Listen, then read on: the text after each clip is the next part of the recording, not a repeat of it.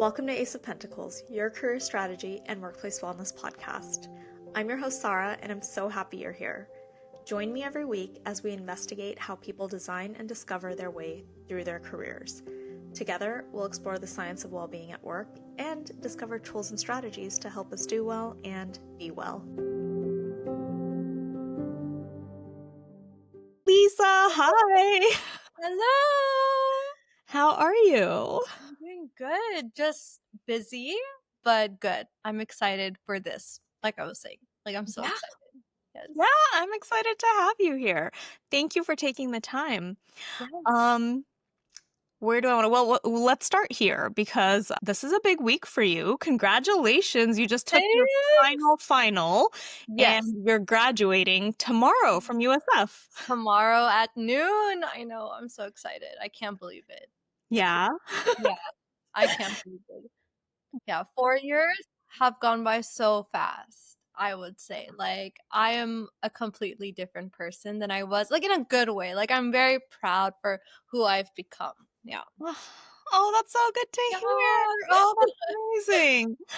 All right. And then you are off to the University of Washington. You just graduated from the University of San Francisco. And you're off to University of Washington to start working towards your master's degree in real estate development. Congratulations. Thank you. Yeah, I am very excited. I'm very scared. A little backstory. I have to move there alone because my parents have had a trip planned. So I'm moving to Seattle by myself. So I'm a little nervous, but it's gonna be fine. It's the end of September, so I have all of summer to prep and prepare. But I'm excited. It'll be good. It's a new era in my life. Well, independence, that's exciting. Doing things on your own and I know. moving to other states. I moved to Washington when I was 30, and that was the first time that I moved somewhere by myself. So you're doing great. I was really old when at 22. I know. I'm very happy that I chose to go in this direction, but I definitely was questioning a lot because I was actually gonna move to New York. I was trying to think about that, right? So then that was something I would have to move 5 days after graduation to New York. So I was just I can't do that. I need some time away. Yeah. Well, very good. I'm really excited for you. I think it's going to be such a cool new chapter in your life. Aleeza, this is a career strategy and workplace wellness podcast. Yes. And you might be wondering what kind of wisdom I'm seeking from you because you are just getting started on your career. And I was really excited to have this conversation because I personally feel like it's new generations that step into the workplace that shift our consciousness around what work is and what work has the potential to be for us. Yeah. And I think more so than any kind of established practices or laws or rules or HR policies, it's the mindset of young people that come into the workplace with new values, new ideas that end up shaping the experience of work for not just them, but themselves, but everyone else around them. Yeah. So what I'd love to learn from you today, from your perspective, is what does this new generation entering the workforce want from their experience of work and how do they think about jobs and careers? Yeah. So, Aleeza, the day before you graduate from your undergraduate program officially, you are now in charge of speaking on behalf of an entire generation about work. Perfect. Great. This is so great. But you know what? Here's the good news. I think I have 20 people that listen to this podcast, and one of them is my mom. So it's just 19 people, right, that are going to be hearing this perspective. It's going to be great. Shout out to Ami. That's right. She always listens. She's always she sends me a text and she's like, I really liked this episode. Oh, so cute. Yay. I'm so glad you listened to this. All right. So let's get started. Yes. Aleeza, we know a little bit about, your background. We know a little bit about where you're headed, but introduce yourself to us. Tell us what put you on the path you're on right now. Yeah, of course. So like Sara said, my name is Aleeza. I have majored in architecture and minored in design. I did I started my minor in about sophomore year of college just because I love design, I love graphic design, and I kind of wanted that as my hobby. So I chose to go to University of San Francisco, and I honestly think that was the best decision. I've always loved like community design architecture, and that's what we do at USF. So that's something that I truly love and I've learned a lot. I've worked in multiple roles and positions as an intern. I've been very grateful to have like a lot of networking connections. So right now I intern with my dad for his real estate firm and business and property management and investment management. And I've been working with him for about 2 years. I've done like multiple internship at M Designs Architects, which the principal architect is my mom's friend from college, actually. So again, another really amazing network connection. I've interned under her interior design team as well as herself. So I've done a lot of like work in architecture, work in property management, and right now I'm working for a nonprofit organization where we're housing or we're designing a farm and garden for unhoused kids in Richmond, California. So that's kind of what I've been doing this past semester. We needed an internship for our like semester class, and when I got this opportunity, it's just been such an amazing opportunity. And I'm still going to be working with them after I graduate as well. So that's kind of a little bit about me. I'm very, like, I love the city. Live here in the city from the East Bay, grew up in California my whole life. So moving to Seattle is going to be a change. I love Seattle, but I've never moved. I've never Mhm. moved. So I'm like, this is going to be a big change. But I love California, and I'm definitely going to be coming back here after I graduate my master's. Very nice. All right. Aleeza, you're clearly a very accomplished young woman, and Oh, I know you have a plan for where you're headed after you get your graduate degree. But as you think about working and having a career and mhm. making that big decision of where do I want to actually work? What kind of place do I want to work at? What kind of career do I want to have? Tell us a little bit about how you think about that. What are some of the considerations? What are things that are important for someone like you as you think about what type of first job you want? Yeah. I would say I would love, again, after I graduate my graduate degree, I have that privilege of working under my dad. But even then, I'm still going to be his employee. And when I think about it, even before, prior to his business got developed, I always saw I always saw like career and job as a place of like motivation. And I've always wanted to be in a place where I am motivated, where I'm respected.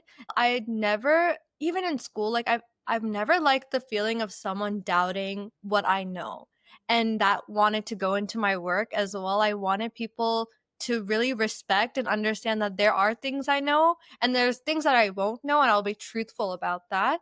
But there's the things that I do know, I don't want to be pushed to the side. And I think that's something I like learned when I was growing up as well, as being a woman and being woman in like, of course, in different jobs it's like harder to be a woman, but I think overall just being a woman is hard because we're like questioned about a lot of things, and that's just one thing I've always disliked. So going into a career and workforce, I've always wanted to be respected. That's a big thing for me. And like I said prior, like I know the stuff that I know, and I've worked hard to get to know what I know. And I wanted to always take what I got from college or high school, wherever I learned, and I wanted to implement that. And I wanted to be in a job, in a career where I was able to implement that as well. So not a completely big shift. But I never wanted to be like a worker that starts from the bottom and like goes and runs for coffee. I've always wanted to be involved in my career and my job. And I wanted the people hiring me to do that as well. That, like, okay, yeah, you're going to be involved with this. Of course, you're going to keep learning, but we're not going to put you to the side. I hope that makes Yeah, sense. absolutely. I do think growing up, when I think back to my own experiences, there is very much a sense of like, if you're younger, you don't know as much as someone older than you knows. And so you get to go, like you said, go run for the coffee, right? The work that kind of like helps you, quote unquote, earn your way up to like that next Mhm. level. Mhm. And I appreciate that. I think that's really important to have that perspective of you want to be respected for what you know. Yeah. You have worked really hard. You've done years of schooling. And so, and all your internships. And so Yeah. for someone to respect that intellectual development that you've done so Mhm. far and put that to use. Yeah.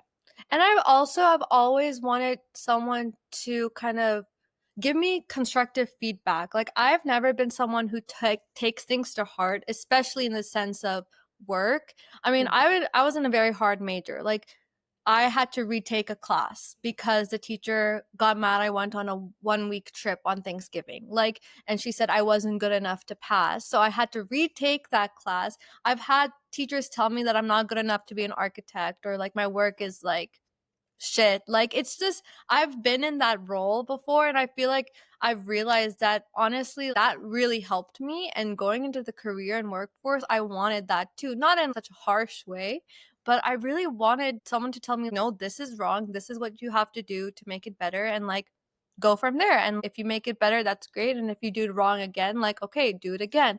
So just having that consistency of someone telling you you are wrong or you're right. I never liked the sugar coating, especially in the workforce, because I just really wanted like straight up, like if I did something wrong, I did it wrong. So Hmm. yeah. So, first of all, as a teacher, I'm really irritated that you have teachers telling you that you don't have what it takes to be I an know.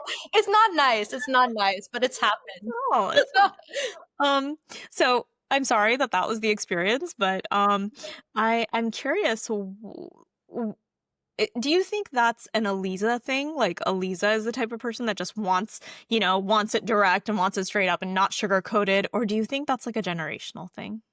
um I think it might be a generational thing. Like from what I've heard from my friends, yeah, maybe it'll hurt our feelings, but in the end, like knowing in the workforce of like, okay, what can we make ourselves do better? That's like the most amazing thing. Like instead of someone's like shitting on you, they tell you what's next and criticize you in the most constructive way.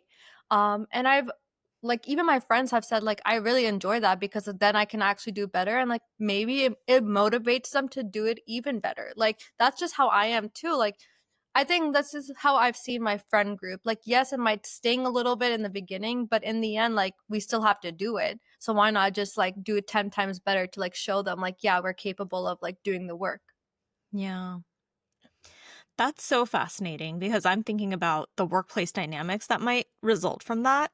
Mhm. And one of, something about like my generation, I am someone who might be the boss of someone or the manager of someone who is coming into the workforce right Yeah. now.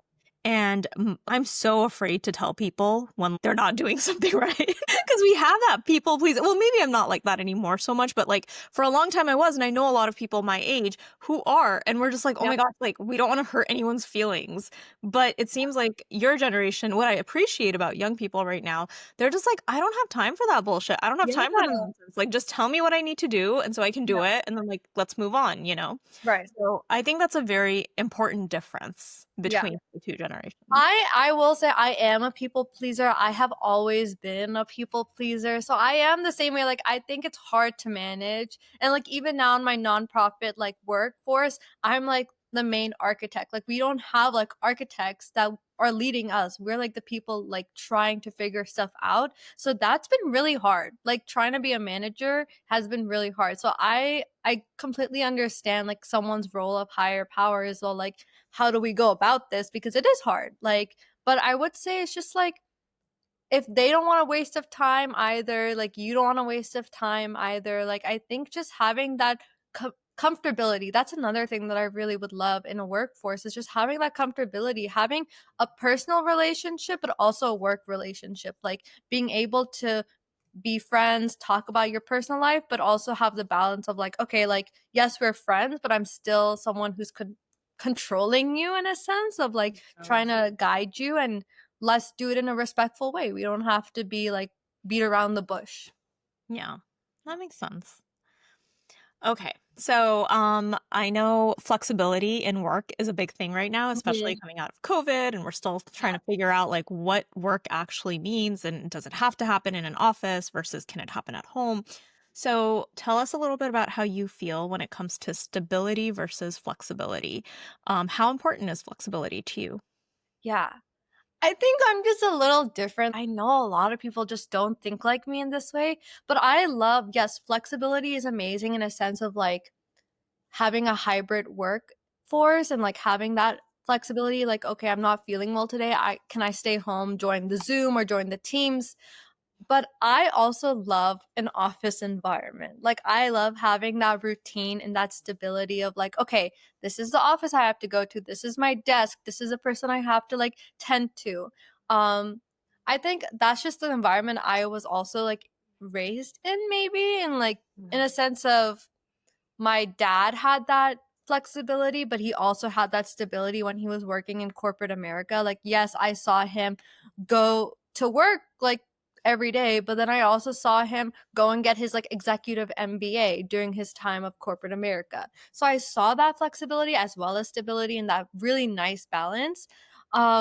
But I know with COVID, a lot of people like working from home now. I get like there's traffic and everything, but for me, I like a good balance, but I like the stability and routine of a workforce, which may be different from my generation. I would say I think a lot of people are like, I would love to like just stay home and work from bed. Mm. And I'm like, I like that, but it just doesn't motivate me. Like I want to like dress up and go to the office and be around people and learn from others.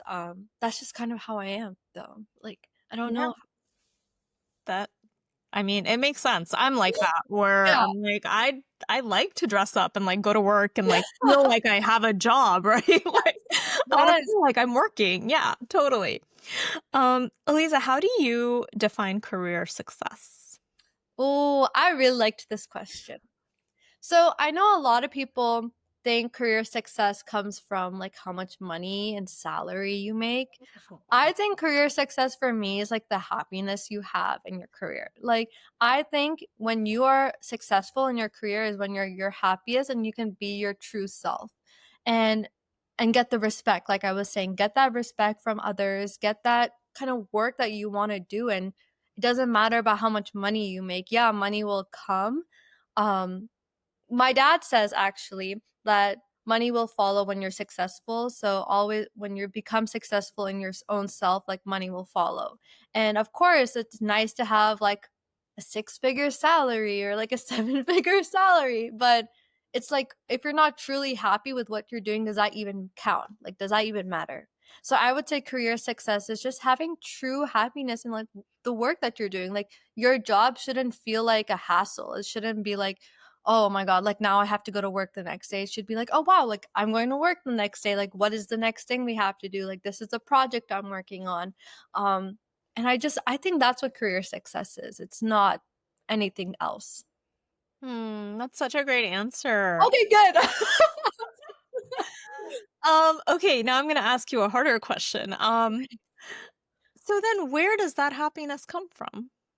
Yeah, I think that is a really hard question. I think happiness of career, it takes time. And I think I've seen it with you as well. Like, I know you said that you were happy in the workforces that you've done, but now you're the happiest that you've been with your own company and your own career. And like, that didn't come because of being your own boss, but like, you're doing something, you're helping people, you're doing something that you love. And I think trying to find like what you truly find happiness in. Like for me, I think I find happiness in designing and being creative and trying to help people with that, but also honestly like being able to do something and to be the lead of it. That's something that's also happy for me. And happiness just has to come from like what you think. You have to just figure it out yourself, unfortunately. Like what makes you happiness, and if it's your career right now, if it's not, then how can you better your career? Can you go to a new area of your workforce? What if you start your own job? Like start looking into that. And I've seen that within my own family. My dad started in like software sales and now he's doing real estate. Like such a huge jump, but this is the happiest that he's ever been, and he loves his work. It doesn't even feel like work to him. So I've always like looked up to him in that sense of like I want to get to that level. I want to get to a level where it's like work feels like a hobby. Like he like enjoying what you do. Yeah. Yeah, but it is hard. Like it is hard. Like I think I'm just very in tune with myself in that sense. Like Mhm. I've been going to therapy for like 5 years. Like I'm just that type of person where I'm like, okay, how do I feel in this moment? Like how am I feeling? is this making me happy? Is this not? Like, how can I make myself happy? It's just, you have to be in tune with yourself and your body, and like, not to get like so philosophical, but like, that's just how it is, unfortunately. Like, you need to see, like, what is your key happiness, and Mhm. can you change it right now, or will it take time, but can you get there? Like, you have to have a plan. Yeah, Aleeza, it sounds like you're someone who feels very empowered to own your own path to happiness, which Yeah. is incredible. It's very impressive. Mm, What role do you think a company or a workplace has when it comes to your happiness? What role does that company or that workplace or the work environment play? And the reason why I'm asking this question is because I think there's a sense sometimes people feel like my company should work to make me a happy employee. Mm. And so if your happiness comes from within you and you're focused on it like you are Yeah. and you're owning it, then does the company end up playing some role in your happiness? I believe like it should be a good like maybe 80-20. So the 20% is the company. And I think a company should always, I mean, these are your employees. They're working for you, right? You know?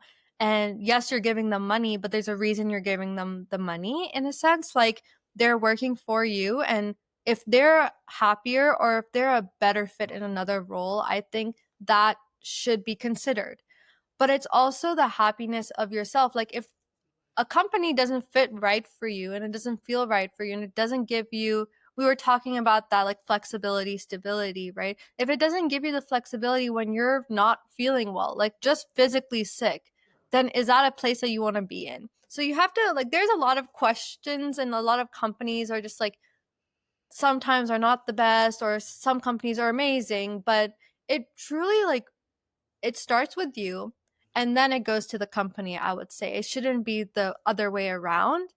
Yeah. Because in the end, like, you can leave the company. The company, yes, they can tell you to leave, but who takes that first step in a sense? Like, Oh. when I see someone who's not working in a company, like, then they're obviously not feeling what the company is giving them, and that's okay. Like, that's completely fine. But I do believe that a company should stay true to an employee's happiness, but I definitely think it needs to come from the employee as well. Okay. I hope that answered the question. It I'm like, did. That was a great answer. A great answer. All right, and Aleeza, you're someone who very clearly from, your own experience that you've shared, you're someone that's seems to be constantly seeking ways to grow and develop and yeah. improve. What role does personal development play in the type of place you go to work at or the type of job that you choose to have? Yeah, I think if, like I was saying, a company is giving something to you and there's a reason you chose this company, obviously, like when you apply to the job and the role. And I think to do better in a company really shows your true self and your true hard work. And from that, you can actually grow in the company as well, not only as your personal development in a sense, like, yes, you will keep learning, but when you keep learning and when you keep growing, that shows a company that you're doing something right. And then you can actually grow within the company as well. So, like, I feel like it's a domino effect. So it starts with your own personal development of like working hard, listening in, trying to do the extra work, uh, especially if you truly love what you're doing, and then from there you will receive a lot back from the company. And I've seen that when I was interning, there was an employee who was just not doing the work. He was always on his phone. They had like multiple meetings with him, and it just didn't seem like he was happy there. And like, then they asked him to leave, right? But then there's another employee who's been working there since the beginning of this company, and he loves it. Like, he has grown in positions, he's making a good amount of money, and now he's probably in a role of like an assistant principal architect, or just, but he has shown that growth. And yeah, maybe it takes time, but because of his own growth, it shows growth in the company. And then of course the company gives back to him, but he's giving that right back to them. Yeah. Great answer. Um, Thanks. so wise. Thank you. That's so nice. Aleeza, what motivates you to do your best work? Hmm. Honestly, maybe like I'm an older sister, so I know obviously, like Pakistani parents and like older siblings. I know you're the younger sister, but I think I have always, not to get emotional, but like I think I've always wanted to do like my best work for my family and like show them like that the w- that their work that they've put in for me, like I will do best for them as well. So I think not only for my family but for myself, I've struggled a lot, and I think recently I've realized that like the only person in this world that will always stay true to yourself is myself. Like, yes, I'm surrounded by so many people that love me and care about me, but in the end, like, not to be gruesome, but like which body do you die in? You die in your own body. Like, you're always going to be within yourself till the end.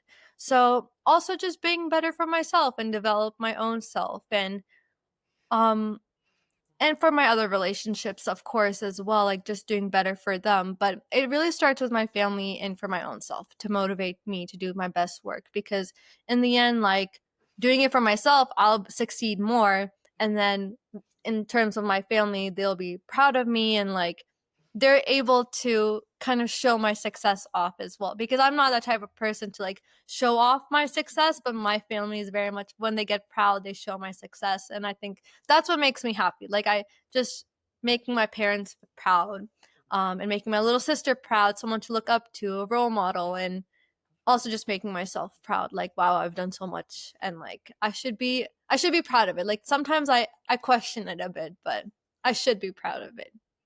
Yeah, absolutely. You should be. So, Elise, I know trust is important to you, respect is important to you, but is there anything else in terms of a leadership style Mhm. or what a manager can do to help bring out your best performance?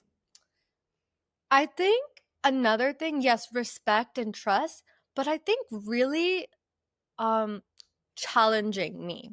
Like I've talked about that.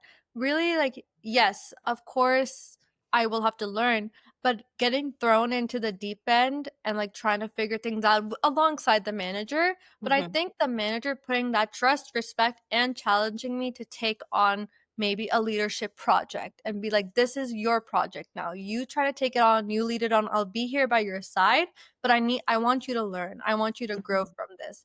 So having that person who pushes you, I would say. I really love managers like that. I think also just like having a mentor, I would say as well, like them saying, come into this meeting with me. Like, I think this will really benefit you. So just making sure that they're aware of me. Like, I'm just not another employee. And I know that doesn't really happen in bigger companies, like bigger corporate America companies or bigger architecture firms. But that's why I really love like smaller, mid-size, because I think the manager, the leaders in those roles, like can pay attention to you and like teach you. So I think having that mentorship is something I also really respect and appreciate. Okay, so mentorship, someone who Mhm. is committed to your growth and development, Yes. challenges you, and some, I heard a little bit of autonomy in there. You want autonomy to be able to do the work that, you want to do. Yeah. Hmm. 100%. And of course, that's not always going to be the case. It Mhm. takes time to get there. I'm like dreaming this big thing. Like, okay, I come into the company and the manager is going to be like, here, like you can have this role. Like, I don't think that is the truth of any company or any role, um, other than a nonprofit, apparently. But like, but I obviously a real like job that pays you and like a salary, like that's just not the case. But I just want someone to like really see that I want to grow and see my true self. Like, I think having that mentor and having that leadership role is just amazing. I think I truly appreciate managers who are like that. And I've worked in retail and I've worked in other roles too. And like the only time I've ever felt like that was in my past like seasonal role at my retail job. And of course at my internship at M Designs Architects, but of course I had a personal relationship before that, but I still showed her, and yes, she's like my aunt and like my mentor, of course, but I think I showed her even more that I'm so much more worthy, and like I really want to show the mentors and leaders that I am capable, and I want them to know that I am capable as well. So it's like a two-way street. Yeah. Um, I'm just like absorbing all of this wisdom. This is Oh so my god, thanks! That's so sweet. I learned it from the best. I learned it from my family. I learned it from you. I was gonna say, like, you're such a great person to look up to. Like, seriously, and like, I know you're gonna be like, it's not about me, but like, yeah, but what about me? but seriously, like, your mentorship, your wisdom has always like, I've always been in awe of it. Seriously, I'm not just saying that, Yeah. guys. Thank you. My mom, who's listening to this, will be very proud. Good. She should. um, no, I so it I'm connecting the dots here with some of your answers. Based on your last answer, it totally makes sense why you value the in-person office experience so much because I don't know if we think that I don't know if everyone thinks this deeply about the differences between working in a remote distributed workforce Yeah. versus an in-person workforce. And I think the key thing that goes missing sometimes is that ability for managers and leaders to Mhm. build those one-on-one relationships that are really meaningful. And I think especially for someone your age, who's just coming into the workforce, a relationship like that could change your entire life. Because I think about my own career and I did not get to work from home, early in my career. And I mean, thank God, because I've had some of the best mentors and some of the best managers who have really helped, like, they've propelled my career in ways Yeah. that I can't even, when I think about it, my mind is blown how many times I've met someone in the workplace, a manager that's become a mentor who's helped Mhm. up until like now establishing my coaching practice and helping me find work or helping me network with people Right. who get contracts and it's all because we were able to build that relationship and I just don't think that would have happened online. No, it wouldn't have, and I think, like, I also love an office space because you get to connect with one another, not only one-on-one with a manager, but with other, employees, and you get to realize there's so many different people in this world. I think that's another thing I've really learned, like, not even through of course, through college, I've, like, lived with multiple people, I've had yeah, it's just been like I've just realized that people are so different. And like when I was younger, I think I was surrounded by yeah, it's different people, but I've like surrounded by myself with people who are like me. So Yeah. when I went into like the workforce and or just working in retail or my internships or now my nonprofit, it's just like wow, like you really see who people are and you can either like gain or like you realize that maybe that's someone I don't want to be around or like maybe this is someone I do want to be around. Like you get to learn about like who people are and I think that's really beautiful. Like you get to see like humans being humans. Yeah. People peopling. Yeah, Yeah. peopling. It's the best. Yeah. Coming from someone who used to be in HR, it is the best. Yes, oh my god. Um, all right. How do you balance work with mental health and your personal life? So, I would say it's taken me a long time mental health wise to balance it. Of course, I do my like therapy sessions like every other week, but it's been difficult, especially with school, being able to like self care. And I realized that is a very important thing. Like self care is a huge thing because then it starts to go into burnout. And I know that was Mm. like one of your questions about burnout because like truly if you don't take care of yourself, like it will spiral into like overworking and then burning out in a sense. So I personal life has been easy. I would say I live with like one of my closest friends. Um and of course like my friends I FaceTime, my family I can go see, but it's just more of like taking care of myself that's been a struggle. So something that I try to do is like book, I have class pass, so I book like workout classes, or I take like another extra 10 minutes in the shower, like small things just to like, if it's making me feel good, and if I know it's making me feel good, then I'm going to keep doing it. Or one day, like if I want to dress up or wear something cute to school, that's something I do too, because that's a form of my self care. Or if I'm really feeling down and I'm like spiraling, I try to journal. I will say, like, I don't even journal every day. Like, I know a lot of people, they do, but it's hard, like, having that routine, especially with something comes up or you have a meeting that comes up the next day when you're supposed to be journaling. Like, and then you get tired and you end up just going to sleep. Like, I think it's just in the day by days, like what makes me feel good, what I want myself to feel good if I need it, and then just go from there. Honestly, like there's a lot of things that I've wanted to do, and like I know I just have not had the time to. Like, I haven't like read a book and like, I think since the beginning of last semester.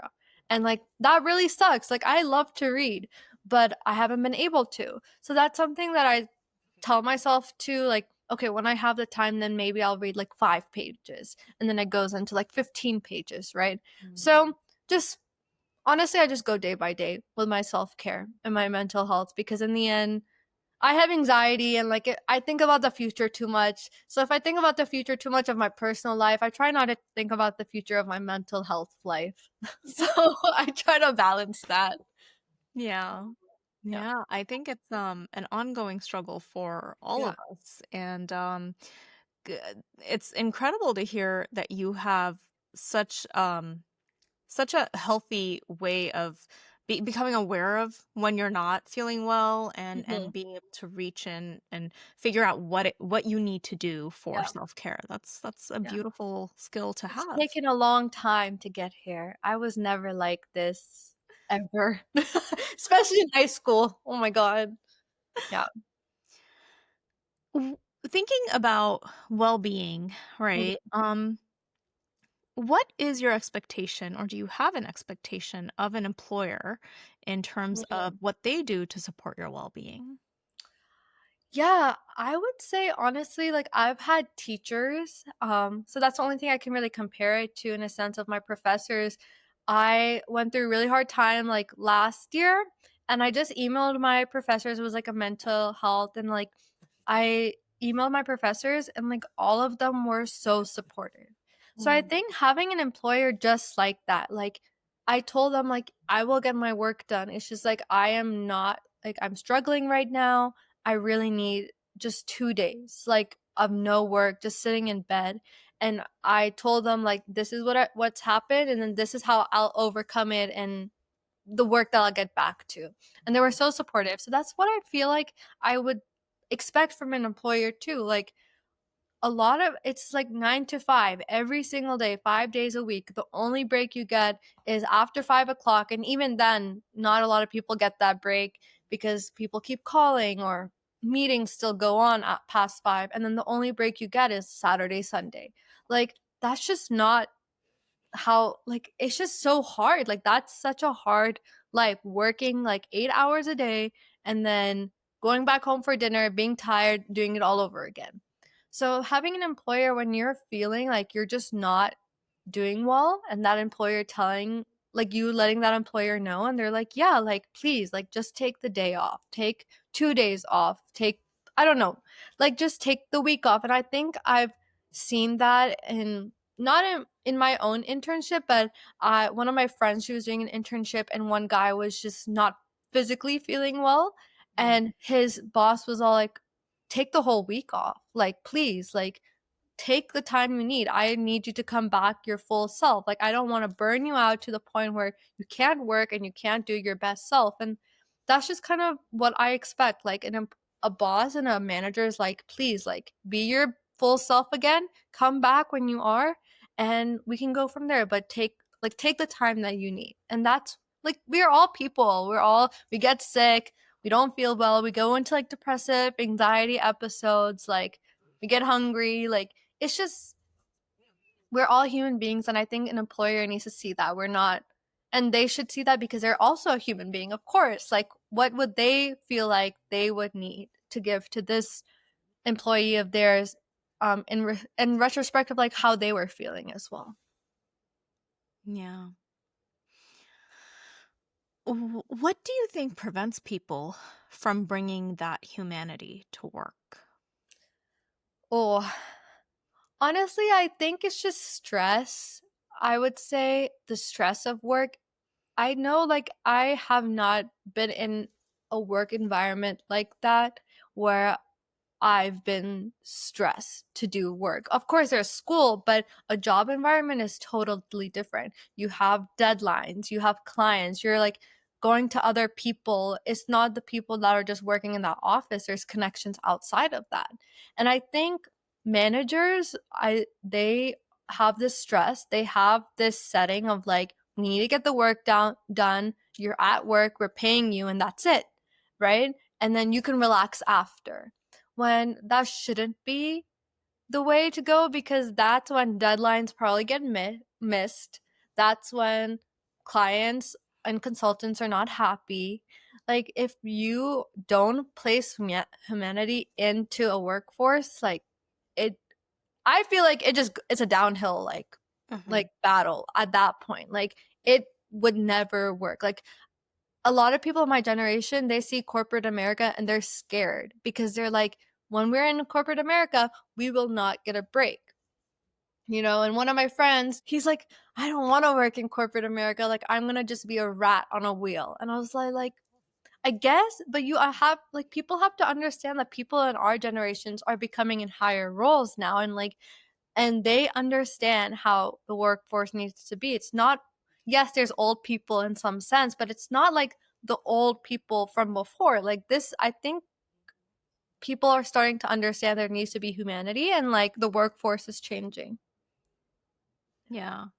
We're like the new old people. We're not like the old old people. Exactly. That's what I was gonna say. Like, people of your generation, like in your age group, a little bit younger, like, I think like they're just becoming what our generation needs. And I really like that. Like, I've seen that happen, and I think it's just like so nice. Yeah. Yeah. I was talking to a friend, this was several months ago now, but we were talking about how people, in our first jobs, we Mhm. did not, it wasn't a common thing to put like therapy on your calendar because going Mhm. to therapy wasn't like a thing, like we Yeah, didn't do it. But now, like when you pull up someone's calendar to schedule a meeting with them, therapy. like, Yeah, you can't book over the therapy, right? And, like, I actually think it's such studied therapy for my, graduate, yeah, program. I went through a program for marriage and family therapy, and I think it's such an incredible thing to see that people are really owning their mental health. They're happy to talk about it. They're very open with it because it tells you that people are getting support. People are learning how to manage their own well-being, yeah. and I think that is actually that's the impact that you're talking about. That's the change that we're seeing in the Mhm. workforce is people are showing up healthier in healthier ways so that they can detach from work when they need to, and they can find that resilience within themselves. They can figure out like what their own, build their own toolkit for Yeah. to manage their own well-being, which then extends to other people. It's like if you're happy, if you're feeling good, if you're balanced, if you're, able to manage your stress, then you are able to give to other people as well. Exactly. Yeah, I think that's amazing. Like, I have seen that from you, like having your own business, and then like, I don't know, you, like, obviously I'm technically your employee, and just the way you act with me, like, of course we have a personal relationship, but I see that with my dad being his own boss. Like, yes, he's a little harder because he needs to get things done, but when someone's not feeling well or if there's conflict, he tries to get involved in the best way possible. And that's just like, I think that's just so great because we're all, like I said, we're all humans. Like, what, we can't just keep working. We're not robots. And like, I know people are like, AI is going to take over. And like, I really don't see that really happening. I don't know. Maybe that's Okay, wait, new controversial. question, new question. Okay, so what are your thoughts about AI taking over? I don't know, like, I think people are like, "AI is gonna take my job and this and that," and I'm like, I don't see that happening. Like, maybe I'm just not, like, in the tech world, like, I'm just not that interested in that, but I Mhm. just, like, we still need people. These are robots. What are robots going to do? Who is gonna make the robots? People. Like, there's just no way AI will take someone's role because in the end, like, that role still has to be, like, overlooked by a human being. Like, I don't know. So I don't I use AI, I use ChatGPT and all that, but it's just I'm not scared that AI is gonna take my role, and, like, maybe someone actually is, and, like, maybe it's actually happened, but I've only seen it in, like, warehouses, which kinda makes sense, but other than that, like, I don't really see that happening in the corporate world or, like, in other any other roles. But again, I think that's controversial. I think someone's gonna be like, "No, you're wrong," like, it will take over. Like, I don't know, like There will always be people that disagree with you, so that's true. Yeah. you spoke so intelligently to everything that I Oh, wanted to that's talk great. about. Thanks. Um, my one question that I haven't asked, or I guess there's 2. When it comes to networking and Mhm. socializing at work, so we've already established that you love being in the office. Yeah. Potential employers, Aleeza loves being in the office from 9 to 5 every single day. Yeah, I guess. I'm kidding. You like being in the office, you like the office experience. When it comes to networking and socializing with your colleagues, can you tell us a little bit about how you, your friends, your peers all kind of expect to manage that social aspect of work outside of work potentially? Like, do your social lives bleed into, like, your after hours? Do you see that happening? Mhm. What's that dynamic like? Oh, I honestly don't know, and I don't think I've experienced that yet. I've only experienced, like, social life within the workforce, like, during the 9 to 5, like, we would go out for, like, lunch, like, when I was working at M Designs Architects, we would go out for sushi, or the bosses would order food, and we would all, like, DoorDash what we wanted, and he would order it for all of us, but I never went out with them after. I don't know if they did. Obviously, I was also underage at that time. I was 18, so I don't know if they would have asked like, "Oh, do you want to go get a drink?" Um, but I honestly like when I talk to my friends about it, like we have never really said like, "Oh, we want to go out with our employees after." I don't know. That could Maybe that could change. We haven't gone into our roles just yet. Like one of my friends is working at a summer camp still. Like she wasn't able to get like a 9 to 5 corporate job. And like my other friend, in sports medicine. So she is like going to work at Kaiser. So she's gonna be around like nurses and doctors.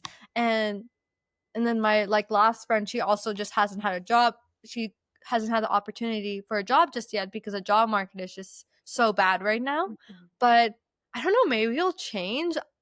For myself, I don't really see that happening. I Yeah. Again, that could change. Like when I was working with my retail job, like yeah, I'm still friends with like some people from my last retail job and we went out like after work and we've done like Secret Santa, but I don't know how that is in like 9 to 5 office job yet. But I do see people like in the city like going out for like happy hour after, and I think that's so cute and sweet. But I'm like, you really want to like be around these people like again? Like that's just so I feel like this office drama and like now you're going out and like what are you gonna do? Like when you're together, you're gonna keep talking about work, like or are you gossiping about work? Like what is the dynamic after that? Like I don't know. I don't We'll Mm. see how things play out, but I don't really see myself doing that. Yeah. I really like that you called it cute and sweet. It does. They're just like chit chatting in their office wear, like Alright. it Okay. probably isn't even Well, cute and sweet. I mean, as someone who was once in charge of organizing the company happy hour, it was not cute and sweet. That makes sense, yeah. Okay. So last question from me, Aliza. Okay, Actually, no, second to last. okay. I work with a lot of college students, and Mhm. I know you're on LinkedIn, but there's a lot of college students that I work with who are like, "No, thank you." And Yeah. their perspective is that LinkedIn feels like you have to work while you're not working because it's like networking and it's like promoting yourself and Mhm. it's, like having a brand or whatever.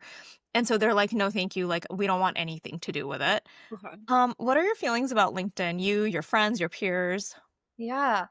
So I feel like I don't really understand the aspect of like working while you're not working.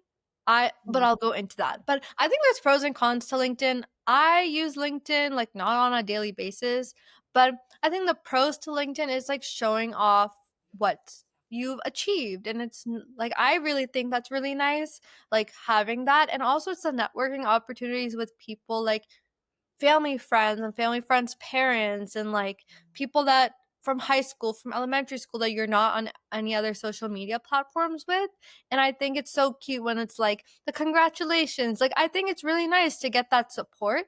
The con I have like talked to my friends about is like yes, there's that branding, and it's also like you start to compare yourself. So there's people who go into an amazing high-end corporate job and you're like, damn, like they're doing so well for themselves. But that could also be like a facade, like it's any other social media, I would say. But this is, I think I'm gonna say something. I think it involves money. So I feel like people have a different like connotation to it. And I think I've also gone through that. Like if someone gets a job in like Oracle, for example, I'm like, damn, like they're probably making like six figures.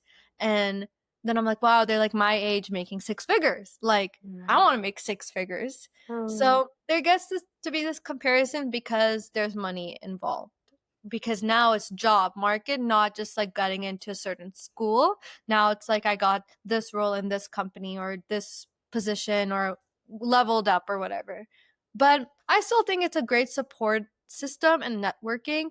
But I would say like it's never like on the back of my mind though. Like when I am networking, like for my club showcases and there's other people from like other architecture firms or architects, I always ask them for their email, not even their LinkedIn.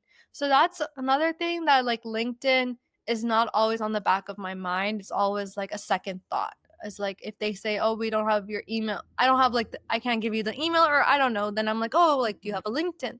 And then like, "Okay, we have that social media." But it's never like the first thing. But I do still like LinkedIn. I think it's a great networking social media, and I think it's the same thing when you meet someone you like and connect with. You're like, "Can I get your Instagram?"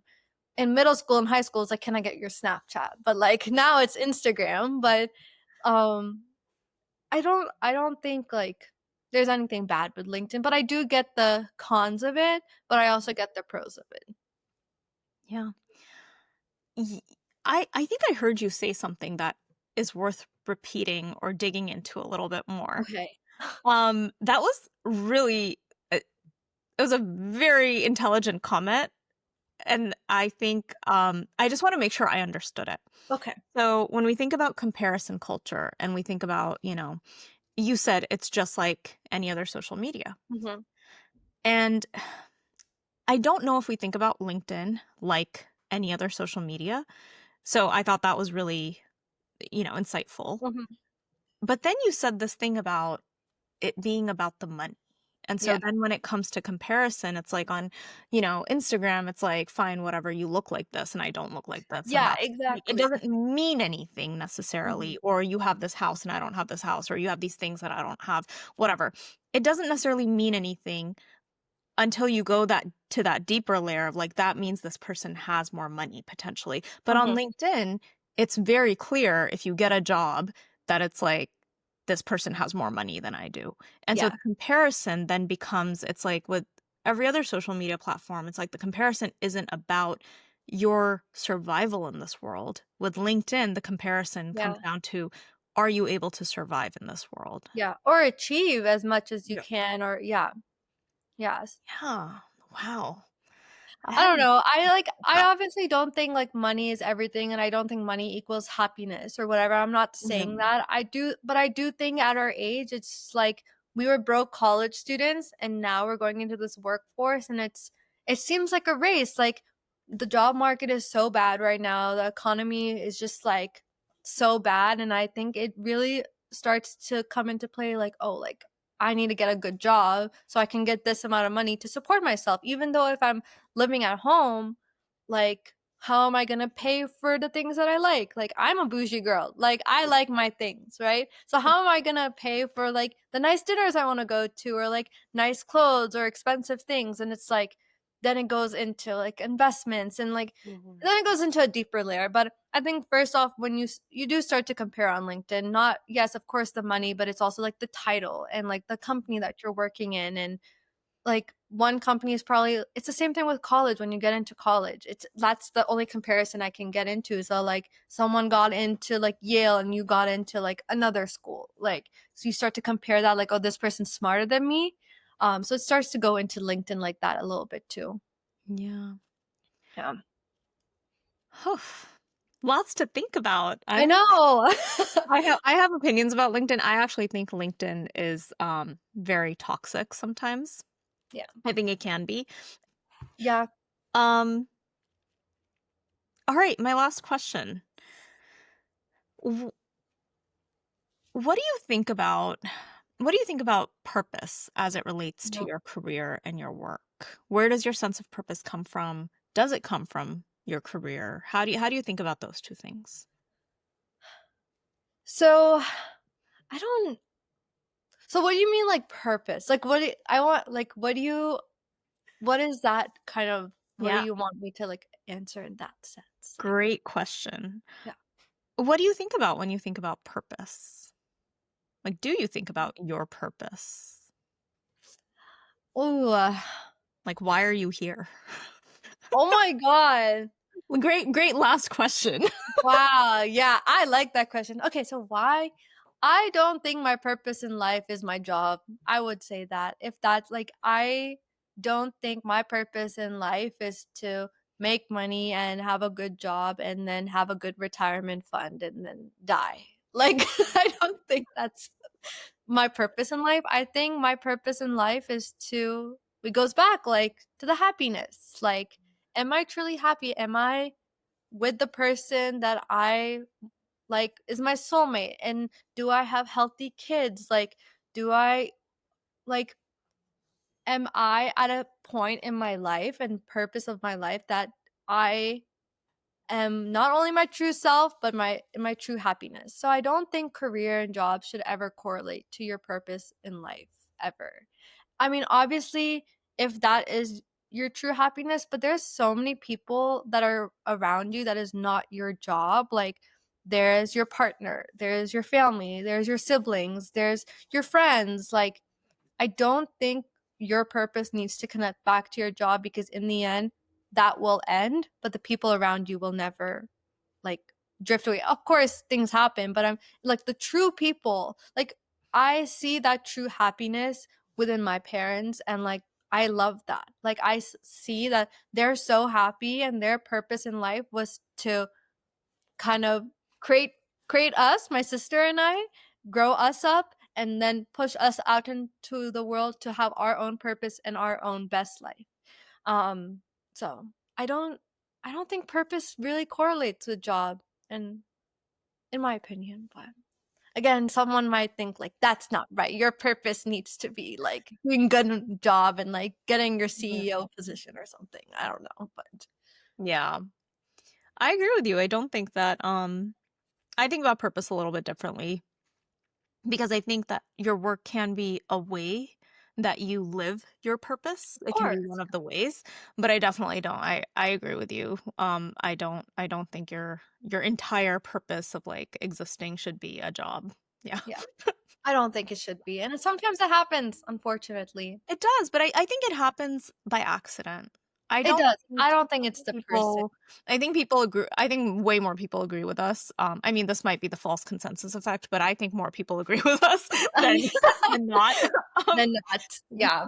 but I think it happens inadvertently. I think you end up getting a job, and then it's almost like you prioritize that so much. And from my own experience and observation, and my sense is that I think it's that people dedicate themselves so much to their jobs that Yeah, that then becomes becomes their important. one thing that they live for, and they Yeah, prioritize it so much over everything else, and I think that's how work becomes so big in yeah, our lives.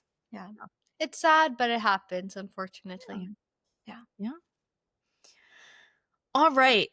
Aliza, what as we wrap up, what advice do you have Okay.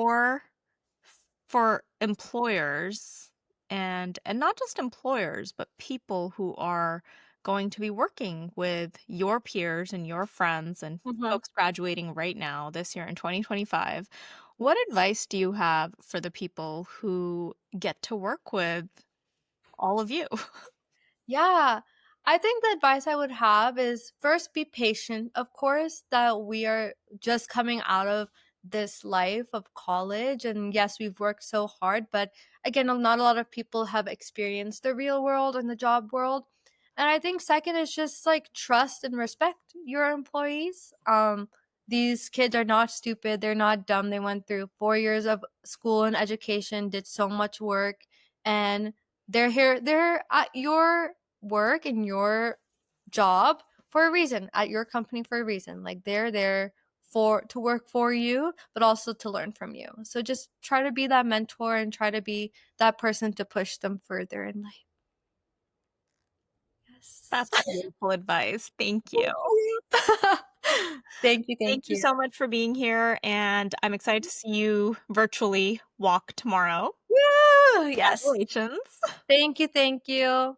So excited. Thank you again. Alright. This was amazing. Thanks for being here, and thanks for making it Yes. amazing. Aw, so sweet.